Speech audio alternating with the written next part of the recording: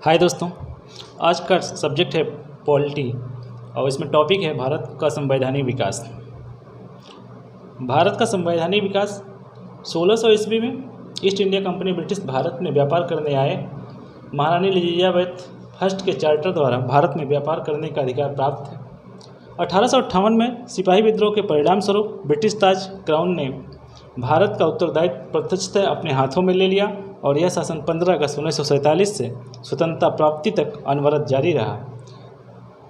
तो इस तरह से भारत का संवैधानिक जो विकास होता है, इसमें मेनली दो पार्ट्स होते हैं। जो होता है 1773 से लेकर के 1858 का ब्रिटिश ईस्ट इंडिया कंपनी के अंतर्गत पारित अधिनियम, और एक होता है 1858 से लेकर के 1947 ब्रिटिश ताज के अंतर्गत पारित अधिनियम।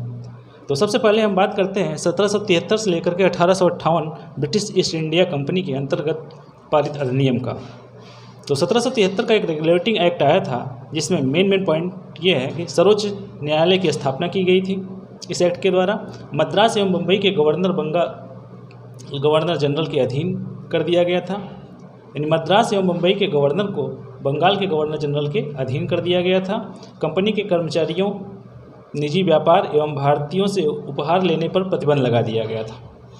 1773 के बाद जो हमारा आता है 1781 का अमेंडमेंट यानी संशोधन, उसमें क्या था कि 1773 में जो भी कमियां थीं उन कमियों को ठीक करने के लिए 1781 का संशोधन लाया गया और इसे बंदोबस्त कानून के नाम से भी जाना जाता है। इसे एक्ट ऑफ सेटलमेंट भी कहा जाता है।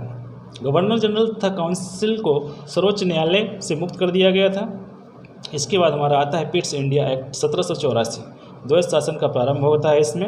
और 1784 के बाद जो होता है 1786 का अधिनियम आता है। लॉर्ड कॉर्नवालिस को बंगाल का गवर्नर जनरल बना दिया जाता है। और 1793 का चार्टर अधिनियम जो आता है, भारत में व्यापार के एकाधिकार को अगले 20 वर्ष के लिए बढ़ा दिया जाता है।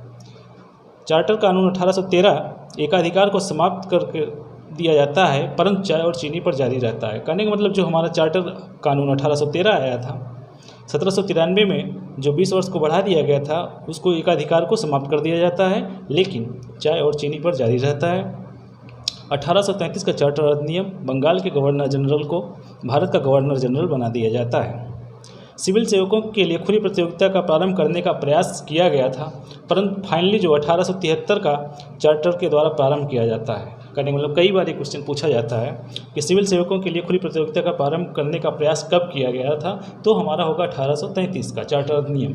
लेकिन प्रयास जो किया गया था, मतलब प्रारंभ ही हुआ था 1853 के चार्टर के द्वारा प्रारंभ हुआ था।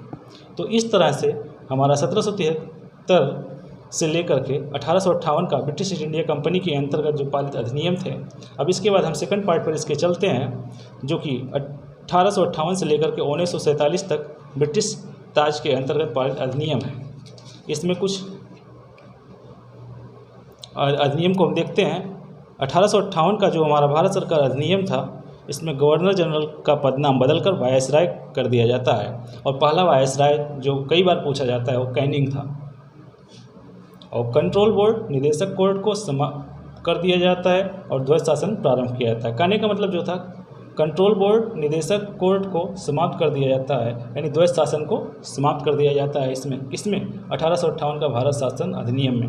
1861 का भारत परिषद अधिनियम विकेंद्रीकरण की प्रक्रिया प्रारंभ की गई थी, यानी डिसेंट्रलाइजेशन की प्रक्रिया प्रारंभ कब की गई थी, तो 1861 का भारत परिषद अधिनियम था। 1892 का अधिनियम निर्वाचन पद्धति प्रारंभ किया गया था इसमें 1852 के अधिनियम में, और सरकार से प्रश्न पूछने का अधिकार दिया गया था। 1909 का जो अधिनियम था पार्लियामेंटो सुधार के नाम से भी जाना जाता है, और सांप्रदायिकता को इसमें वैधानिक प्रदान किया गया था। 1919 का अधिनियम जो कि मॉन्टेग्यू चेम्सफोर्ड सुधार के नाम से भी जाना जाता है। केंद्रीय बजट से राज्यों के बजट को अलग कर दिया गया था। तो यानी कई बार एक क्वेश्चन पूछा गया है कि 1919 का जो अधिनियम, किस अधिनियम के द्वारा केंद्रीय बजट से राज्यों के बजट को अलग किया गया था, तो हमारा 1919 का अधिनियम है, जिसे मॉन्टेग्यू चेम्सफोर्ड सुधार के नाम से भी हम जानते हैं। इस अधिनियम के द्वारा केंद्रीय बजट से राज्यों के बजट को अलग कर दिया गया था, और राज्य को स्वतंत्रता प्राप्त थी कि वो अपना बजट अपने से तैयार कर दें। एक इसमें इम्पॉर्टेंट फैक्ट ये है कि 1926 में सिविल सेवकों की भर्ती के लिए केंद्रीय लोक सेवा आयोग का गठन किया गया था। तो कई बार पूछा जाता है कि लोक सेवा आयोग का गठन कब किया गया था, तो 1926 में। 1935 का अधिनियम इसके बाद आता है। तो 1935 का अधिनियम जो कि प्रांतों में द्वैध शासन समाप्त करके केंद्र में द्वैध शासन प्रारंभ कर दिया जाता है। कई बार एक क्वेश्चन पूछ लिया जाता है कि प्रांतों में द्वैध शासन समाप्त कब किया गया था, केंद्र में द्वैध शासन प्रारंभ कब किया गया था। तो 1935 के अधिनियम के द्वारा किया गया था।